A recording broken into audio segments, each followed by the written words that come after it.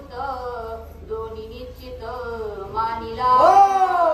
जसं काही खैराचे लाकडं विस्तवामध्ये टाकावा आणि त्याचा तो हारा एका इतर लाकडं टाकलेला अग्नी आणि खैराचे लाकडं टाकलेला जो अग्नी असतो का तो वेगळाच लाल जरत दिसतो आणि तशा प्रकारे लाल जरत डोळे असलेला तो पक्षी आणि एखादा त्रिशूळ असल्यासारखं छर ज्याची चोंच होती मोठी होती लाल जरत होती आणि पर्वतासारख्या आकाराचा तो पक्षी ज्यावेळेस रामाने पाहिला त्यावेळेस रामाने दिसल्यावरून समजिलं।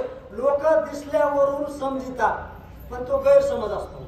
दिसल्यावरून माणसानं समजू नाही। बरेचसे माणसं दिसायला चांगली असतात पण पोटातून कपटी असतात। बरेचसे माणसं वरून दिसायला बेढंग असतात पण अंतरातून चांगले असतात। म्हणून दिसतं तसं नसतं म्हणून जग फसतं। पण राम धावतात इथं बाबानो दिसण्यावरून तुम्ही त्याला समजू नका। प्रसंगाशिवाय कळत नाही चावल्याशिवाय गिळत नाही। प्रसंग केला नाही पण उगत नुसतं दिसण्यावरून राक्षस वाटतंय आणि आपल्याला फसवायला मारायला या पक्षाच्या रूपात आलाय वाटतंय असं रामाला मनात वाटलं। तो मामाच्या मनात वाटते रामाच्या मनात वाटत नाही। काय झालं